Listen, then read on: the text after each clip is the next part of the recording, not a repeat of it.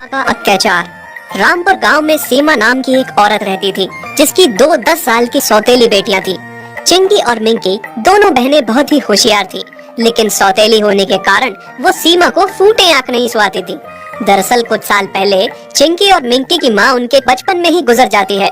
दोनों बेटियां अभी बहुत छोटी थी, इस वजह से उनके पिता ने एक दूसरी शादी कर ली ताकि दोनों बेटियों को माँ का प्यार मिल सके। लेकिन किसी को क्या पता था, उनका बाप उनके लिए माँ नहीं दुश्मन ला रहा है। फिर लंबी बीमारी के चलते उनका बाप भी गुजर जाता है। बस फिर क्या था, चिंकी और मिंकी पे तो दुखों का पहाड़ ही टूट पड़ता है। सीमा उन दोनों बच्चियों से घर का सारा काम करवाती है। एक दिन दोनों बहनें घर का सारा काम खत्म करके स्कूल जाने के लिए तैयार थी। तभी सीमा देखती है कि वो स्कूल जा रही हैं, इसीलिए जानबूझ के वो उनको तंग करने लगी। अरे ओ चुड़ैलो, कहाँ जा रही हो तुम दोनों बन ठन के? काम क्या तुम्हारी मरी हुई माँ आकर करेगी? माँ, आप हमारी मरी हुई माँ के लिए क्यों बोलती हैं? वो बेचारी तो इस दुनिया में भी नहीं है। क्या बिगाड़ा है उन्होंने आपका? माँ, हमने सारा काम कर दिया है, तभी हम स्कूल जा रहे हैं। ओहो, बड़ी आई स्कूल जाने वाली, कौन सी डॉक्टर बन जाओगी? पहले मेरे और मेरे बेटे के लिए दोपहर का खाना बनाओ, फिर जहाँ जाना है जाओ। माँ, हम तो स्कूल के लिए लेट हो जाएंगे। चिंकी की बात सुनकर सीमा उसे जोर से थप्पड़ लगाती है। बहस करती हो? जो कहा है करो, नहीं तो स्कूल जाना बंद। दोनों बहनों के लिए पढ़ाई बहुत मायने रखती थी, क्योंकि वो जानती थी कि पढ़ लिख के ही हम दोनों अपना जीवन बदल सकते हैं। इसीलिए उन्होंने पहले सीमा की बात मानी और फिर स्कूल चली गयी। स्कूल देर से पहुंचने पर उनको टीचर से डांट पड़ी। पढ़ाई खत्म करके जब वो दोनों घर पहुंची, अभी बेचारी दोनों ने सांस भी नहीं ली थी कि सीमा ने उनके सारे कपड़े, बर्तन, झाड़ू सब उनके ऊपर डाल दिए। हो गया ना तुम दोनों का स्कूल में टाइम पास, तभी तो तुम दोनों काम से बच के स्कूल जाती हो। अब चलो अपने अपने काम पे लग जाओ। जी माँ। चुड़ैलो, काम खत्म हो जाए तो रात का भी खाना बना देना, मैं जरा मार्केट जा रही हूँ। दोनों बहनें काम में लग गईं। काम खत्म करके जैसे ही दोनों बहनें खाना खाने बैठती हैं कि तभी उनका सौतेला भाई गोपी उनको परेशान करने लगता है। वो मिंकी की चोटी खींचने लगता है और उनको खाना बनाने नहीं देता। पहले वो उससे प्यार से समझाती है, पर जब वो नहीं मानता तो मिंकी उसके थप्पड़ लगा देती है। इस पे गोपी जोर जोर से चीख के रोने लगता है। सीमा गोपी का रोना सुन के भागती हुई आती है और गोपी को पूछती है, क्या हुआ मेरे राजा बेटा, क्यों रो रहा है? माँ, मुझे इस मिंकी ने मारा। ये सुन के सीमा गुस्से से भड़क जाती है और मिंकी के बालों को खींच के मारने लगती है। दोबारा मेरे बच्चों को हाथ लगाया तो हाथ तोड़ दूंगी। तभी चिंकी को मिंकी के लिए बुरा लगता है और वो उसके बचाव में बोलती है, नहीं माँ, इसमें मिंकी की कोई गलती नहीं है, गोपी हमें तंग कर रहा था। अच्छा, तू इसकी वकालत कर रही है? और फिर दोनों को मार मार के अंधेरे कमरे में बंद कर देती है। धीरे धीरे समय बीत जाता है, तीनों बड़े हो जाते हैं। जहाँ एक तरफ चिंकी और मिंकी पढ़ाई में अच्छा कर रही होती हैं और उन्हें एक अच्छी कंपनी में जॉब भी मिल जाती है, वहीं दूसरी ओर गोपी का मन पढ़ाई में बिल्कुल भी नहीं लगता। एक दिन की बात है, गोपी कहीं बाहर से आता है और अपनी माँ से चिल्लाकर बोलता है, माँ, मुझे आईफोन चाहिए। मेरे सारे दोस्तों के पास आईफोन है पर मेरे पास ही नहीं है। आईफोन कहाँ से लाऊं मैं? अभी मेरे पास बिल्कुल भी पैसे नहीं है। देखो माँ, वो सब मैं नहीं जानता, मुझे फोन चाहिए तो चाहिए बस। गोपी की जिद को देखते हुए सीमा चिंकी को आवाज लगाती है, चिंकी सुन, कल जो तुम दोनों बहनों को सैलरी मिली है ना, वो मुझे ला कर दे। सैलरी? लेकिन क्यों माँ? गोपी का नया फोन दिलवाना है। पर माँ, वो तो हमारी पहली सैलरी है ना? पहली सैलरी हुई तो क्या हुआ? अगर मैं तेरी सगी माँ होती, गोपी तेरा सगा भाई होता, तब भी तो यही बोलती, ऐसे ही इनकार करती। सच ही कहा है किसी ने, सौतेला सौतेला ही होता है। नहीं माँ, आप ऐसा मत कहिए, मैं अभी पैसे लाकर देती हूँ। सीमा की बात सुनकर चिंकी उसे पैसे दे देती है, लेकिन गोपी के शौक उस फोन पर ही खत्म नहीं होते। कुछ दिनों बाद वो फिर से सीमा से कहता है, माँ, मुझे बाइक लेनी है। मेरे सारे दोस्तों के पास बाइक है, मुझे सबके सामने शर्मिंदा नहीं होना। मैं गरीबों की तरह बस में नहीं जा सकता और मेरे सारे दोस्त बाइक से कॉलेज जाते हैं। अरे बेटा, बाइक तो बहुत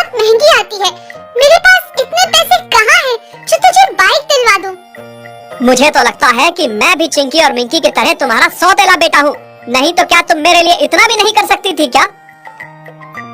ये कह के गोपी गुस्से से वहाँ से चला जाता है। उसके जाने के बाद सीमा सोचती है कि ठीक ही तो कहता है, मेरा एक ही तो बेटा है, उसके लिए क्या मैं एक बाइक भी नहीं ले सकती? मैं कल ही उसे एक बाइक दिलवाऊंगी। बाइक दिलवाने का तो सोच रही हूँ, पर पैसे कहाँ से आएंगे? उन 2 चुड़ैलों से तो अभी लिए थे फोन के लिए, अब उनके पास भी नहीं होंगे। उनकी सैलरी भी अगले महीने ही आएगी। एक काम करती हूँ, सेठ धनराम के पास जाती हूँ और फिर से उधार ले लेती हूँ। हाँ। उसके बाद सीमा चिंकी और मिंकी को कहती है कि वो सेठ धनराम से मिलकर आती है, तब तक तुम दोनों खाना बना लेना। दोनों बहनें आपस में बात करती हैं। मुझे बहुत टेंशन हो रही है, माँ फिर से सेठ से कर्जा ले रही है, वो भी गोपी की बाइक के लिए। टेंशन तो मुझे भी बहुत हो रही है, माँ का पहले का ही कर्जा नहीं उतरा और अब और लेने जा रही है। अगले दिन ही गोपी की नई बाइक आ जाती है। गोपी अब अपनी माँ की कमजोरी समझ गया था। वो जान गया था कि उसकी माँ उसके लिए कुछ भी कर सकती है, क्योंकि वो उसको बहुत प्यार करती है। उसकी हर दिन की नई नई मांगों ने सीमा को सर तक कर्ज से डुबा दिया था। अब तो सीमा भी चिंता में आ गई थी कि सेठ के इतने सारे पैसे कैसे चुकाएगी। फिर एक दिन की बात है, शाम के समय किसी ने दरवाजा खटखटाया। सीमा ने दरवाजा खोला तो देखा कि सेठ धनराम अपने 2-3 लोगों को लेकर आया है। क्या सीमा, आज कौन सी तारीख है? सेठ जी, मुझे पता है आपके पैसे देने हैं, पर मुझे थोड़ा सा वक्त दो। कितने महीने हो गए तुम्हें टाइम मांगते हुए? सेठ जी, मैं जल्दी चुका दूंगी, बस थोड़े दिनों की मोहलत दे दीजिए। अब और कितनी मोहलत दूं तुझे? तेरे मरने के दिन आ गए हैं, मर गई तो मेरा पैसा कौन देगा? सेठ के मुंह से अपनी माँ के लिए ऐसी बात सुनकर दोनों बहनों को बहुत बुरा लगता है और वो बोलती हैं, सेठ जी, आप हमारी माँ से तमीज से बात कीजिए। और रही पैसों की बात, तो हम दोनों बहनों की नौकरी लग गई है, हम खुद धीरे धीरे आपके सारे पैसे चुका देंगे। देख चिंकी, मैं फ्री में पैसे बांटने का काम नहीं करता। तेरी माँ को मैंने बहुत टाइम दे दिया, अगर फिर भी तुम दोनों कह रही हो तो मैं एक मौका और दे देता हूँ। दूसरी ओर गोपी को जब ये सारी बातें पता चली तो वो उल्टा अपनी माँ पर भड़क गया। अरे क्या जरूरत थी तुम्हें इतना कर्ज लेने की? एक तो मैं हूँ जो एक एक चीज के लिए तरसता हूँ, और तुम हो कि लाखों का कर्ज लेकर पैसा उठा रही हो। अरे तुम आज नहीं तो कल मर जाओगी, फिर ये सारा कर्ज मेरे माथे पर छोड़कर जाओगी, तो मैं कैसे चुकाऊंगा ये सारा पैसा? गोपी की बातें सुनकर सीमा की आंखें भर आती हैं और वो सोचती है कि जिस बेटे के लिए मैंने इतना कुछ किया, वो बेटा आज मुझे भला बुरा कह रहा है। वो ये सदमा बर्दाश्त नहीं कर पाई और गोपी के सामने ही उसे हार्ट अटैक आ गया। गोपी ने माँ को देखा भी नहीं और वहाँ से सामने अपनी बाइक पे सवार होकर निकल गया। चिंकी और मिंकी अपनी माँ को लेकर हॉस्पिटल आई। कुछ दिन हॉस्पिटल में रहने के बाद सीमा की छुट्टी हो गई। उस दिन दोनों बहनों ने अपनी माँ की खूब सेवा की, लेकिन गोपी एक भी दिन हॉस्पिटल नहीं आया।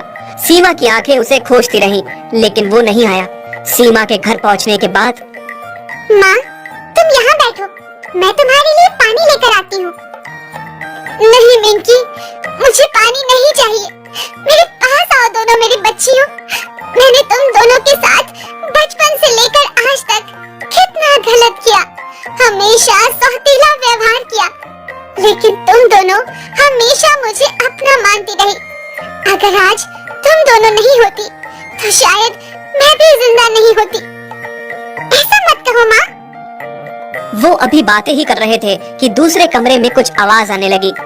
जब सबने जाकर देखा तो गोपी अपनी माँ के बक्से का ताला बड़े से पत्थर से तोड़ रहा था, जिसमें माँ के कुछ पुराने जेवर रखे थे। सीमा ने देखा तो उसे खींच के एक थप्पड़ लगाया। अरे बुढ़िया, मार क्यों रही है? पैसे भी तेरे मरने के बाद ये सब कुछ मेरा ही तो है, चल ला मुझे दे दे। ये कह के उसने माँ को धक्का दे दिया। चिंकी और मिंकी ने ये देखा तो खींच के उसे थप्पड़ लगा दिया। माँ को धक्का दिया तूने? तेरी इतनी हिम्मत कैसे हो गई? इसकी ये हिम्मत मैंने ही बढ़ाई है बेटी। उसकी हर जायज नाजायज मांग को पूरी कर। लेकिन अब नहीं, निकल अभी मेरे घर से। आज से मेरा कोई बेटा नहीं, मेरी सिर्फ 2 बेटियां हैं। ठीक है, जा रहा हूँ, मुझे भी नहीं रहना तुम जैसे लोगों के पास। सीमा ने गोपी को घर से बाहर निकाल दिया।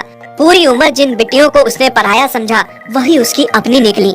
फिर दोनों बहनों ने नौकरी करके धीरे धीरे माँ का सारा कर्जा उतार दिया और तीनों खुशी खुशी एक साथ रहने लगी। अगर आपको हमारी ये वीडियो अच्छी लगी तो प्लीज हमारे फेसबुक पेज को लाइक, शेयर, कमेंट और फॉलो जरूर करें।